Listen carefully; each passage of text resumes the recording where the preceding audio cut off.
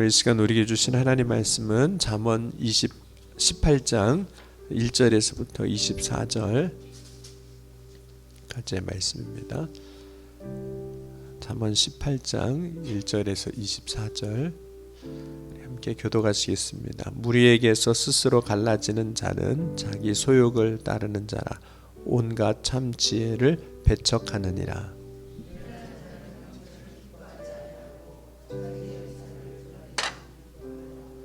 악한 자가 이를 때에는 멸시도 따라오고 부끄러운 것이 이를 때에는 능욕도 함께 오느니라.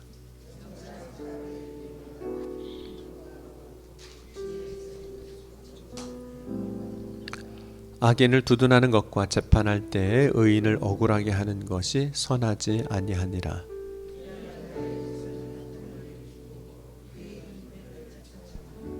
미련한 자의 입은 그의 멸망이 되고 그의 입술은 그의 영혼의 그물이 되느니라.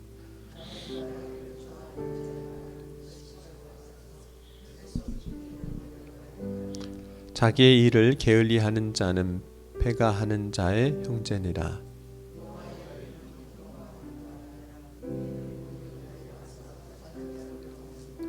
부자의 재물은 그의 견고한 성이라. 그가 높은 성벽같이 여기느니라.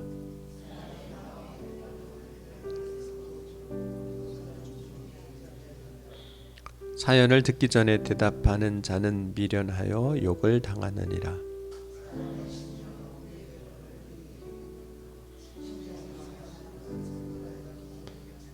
명철한 자의 마음은 지식을 얻고 지혜로운 자의 귀는 지식을 구하느니라.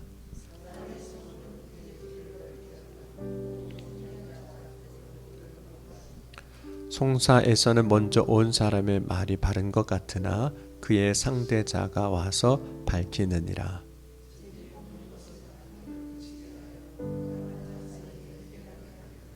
노엽게 한 형제와 화목하기가 견고한 성을 취하기보다 어려운즉 이러한 다툼은 산성문빗장 같으니라.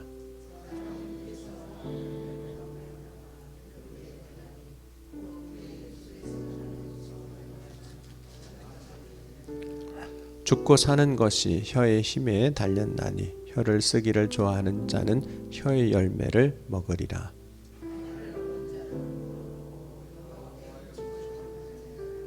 가난한 자는 간절한 말로 구하여도 부자는 엄한 말로 대답하느니라.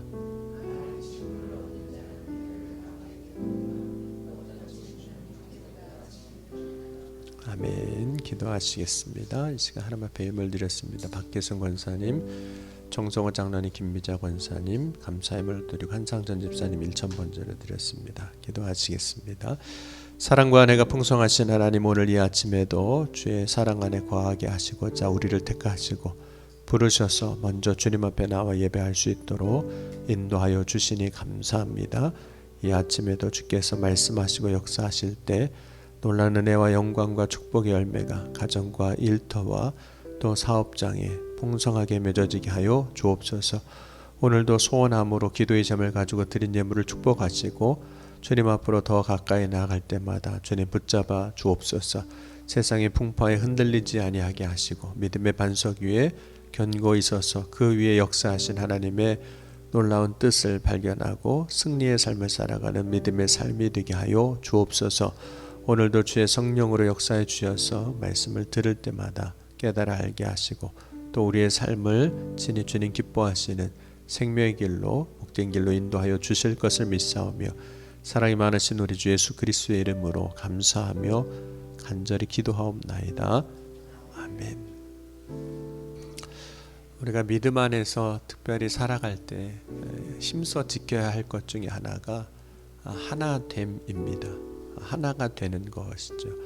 왜 하나가 되어야 하냐면 하나가 될 때 비로소 하나님의 역사가 그 안에 있기 때문에 그렇습니다. 하나님은 항상 그분의 뜻 안에서 우리를 하나 되게 하시는 분입니다. 에베소서 4장 3절에도 평안에 매는 줄로 성령이 하나 되게 하신 것을 힘써 지키라 이랬습니다. 반면에 사단 마귀는 하나 되지 못하게 합니다. 그래서 싸우게 하고 다투게 하고 그래서 분열하게 합니다. 하나님은 화해하게 하지만 사단 마귀는 분쟁하게 만드는 거죠. 여러분, 하나가 되는 길이 사는 길이지만 분쟁하는 것, 다투고 싸우는 길은 결국은 망하는 길입니다. 그럼에도 불구하고 우리가 이런 사실을 이제 알매도 불구하고 때로는 왜 하나가 되지 못하는 걸까? 왜 다투고 분쟁하고 나누고 갈라지는 걸까? 그 이유를 우리는 이렇게 설명하기도 합니다. 사람이 너무 다양하기 때문에, 그렇죠? 사람이 각각이니까 하나 되는 것 자체가 그렇게 쉬워 보이지는 않습니다. 그러나 진짜 하나가 되지 못한 이유는 단순히 사람이 많아서 혹은 다양해서 각각이라가 아니라 자기의 욕심 때문에 하나가 안 되는 겁니다. 그럼 오늘 함께 본 말씀 잠언은 여러 이야기가 있는데 그 중에 18장 1절을 보면 이렇게 말씀을 하고 있습니다. 무리에게서 스스로 갈라지는 자는 자기 소욕을 따라 온갖 참 지혜를 배척하느니라 라고 말씀합니다. 각각 자기의 소욕을 따라 이렇게 말씀하고 있거든요. 여러분, 우리가 살아가는 걸 보면 다 자기가 원하는 것들이 있습니다. 그 원하는 것이 자기 유익이죠. 그것을 따라가는데 자기 욕심을 따라가는 거죠. 그러니까 하나가 되기 위해서 먼저 선행돼야 할 일 중에 하나가 자기 욕심이 버려지는 것입니다. 자기 욕심이 이제 버려질 때 비로소 이제 하나가 되는 역사가 시작이 됩니다. 근데 이 자기 욕심이라는 것은 사실 잘 버려지지 않는 것도 사실이에요.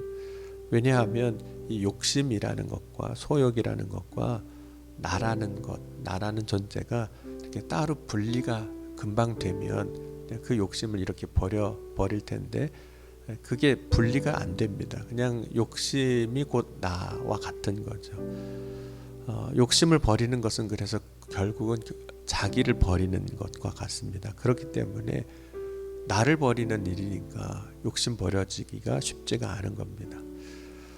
여러분은 어떤 욕심이 있으세요? 라고 물어보면 어떤 분은 저는 욕심 없습니다. 이렇게 대답하는 분도 있기도 합니다. 그런데 정말 욕심이 없어서 그러는 걸까? 사실 그렇지 않을 가능성이 매우 높습니다. 욕심이 있긴 하지만 그것이 남들이 욕심으로 봐주지 않을 수도 있고 분명히 욕심임에도 불구하고 그것을 스스로 욕심이 아니라고 생각을 하기 때문에 저는 욕심이 없습니다. 이렇게 이제 말을 하게 되는 거죠. 어떤 경우는 욕심이라는 것이 거룩한 이름으로 이렇게 감춰져 있거나 포장되어 있는 경우들도 있습니다. 그럼 목회자에게 있어서 이제 성전, 교회 건물이 되겠죠. 이 건물이 잘 짓고 싶은 성전 건축에 대한 마음들이 있습니다.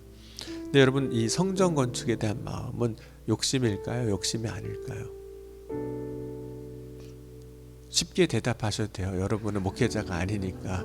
그렇죠? 분명히 성전을 건축하는 일이 이제 하나님의 영광을 위한 일인 것만큼은 사실이지만 때로는 그 속을 들여다보면 욕심인 경우가 많습니다. 목회자의 욕심인 경우도 있어요.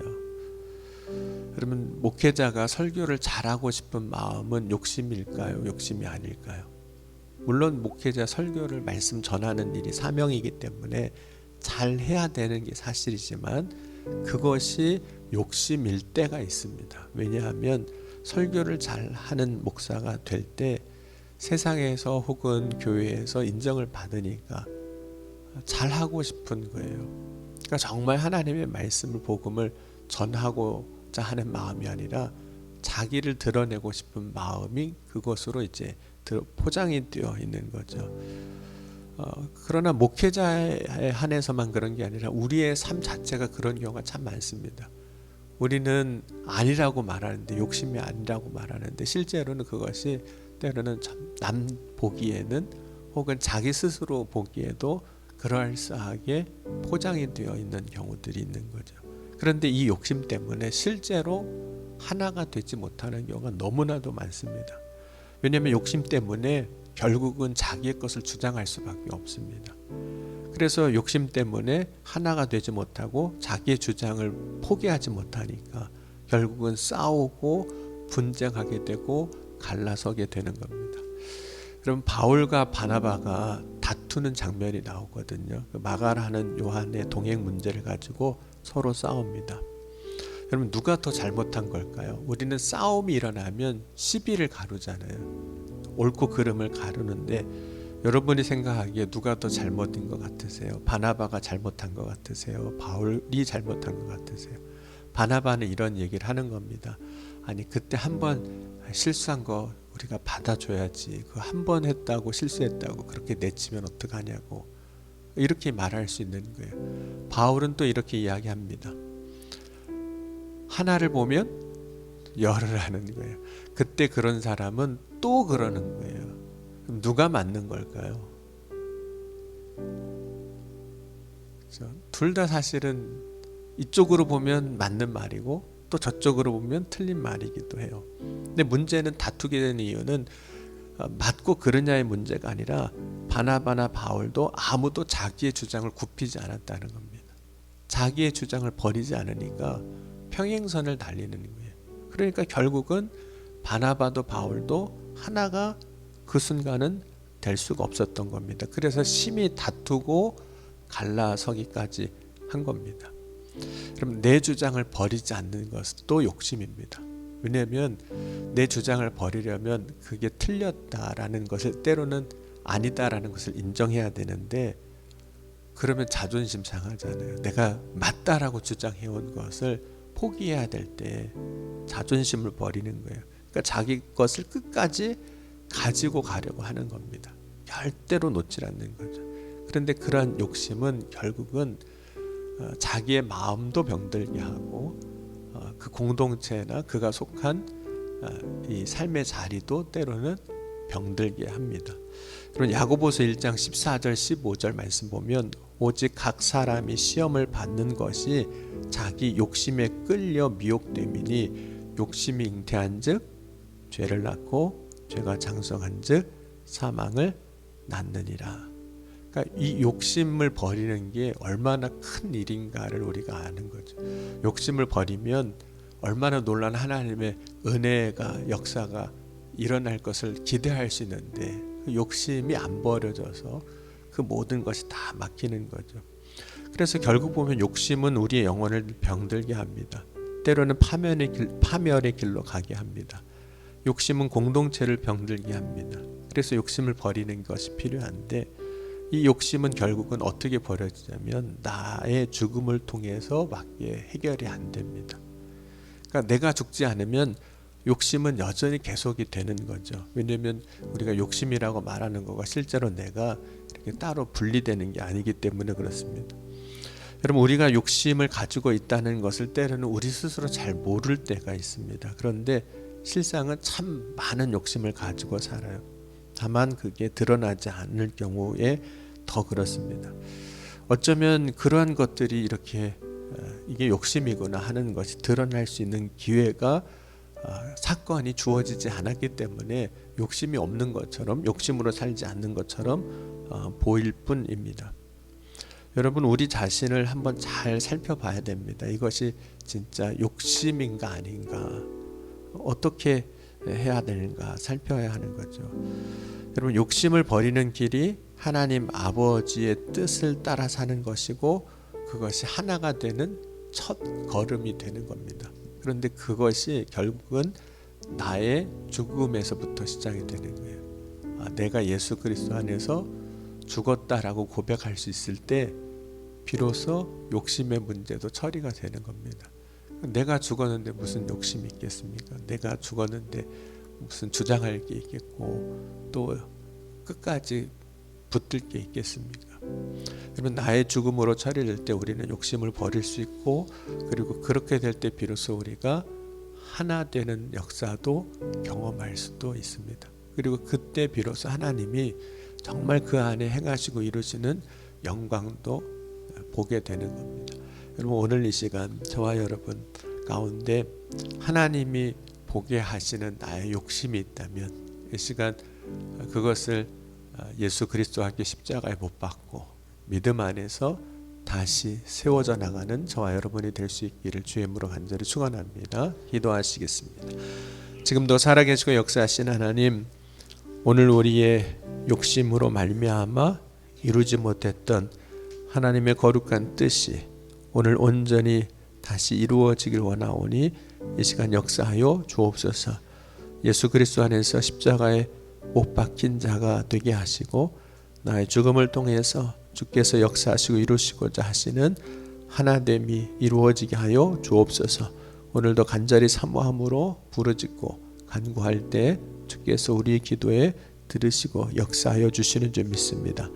이 새벽에 전심으로 나아갈 때 주님 역사하시고 고치시고 회복하게 하시고 충만하게 하여 주옵소서. 살아 역사하신 하나님의 영광이 오늘 이 아침에 주님을 바라고 소망하는 이들 가운데 오늘 이 아침 우리가 예배하는 이 자리에 충만하게 하여 주실 것을 믿사오며 사랑이 많으신 우리 주 예수 그리스도의 이름으로 감사하며 간절히 기도하옵나이다. 아멘.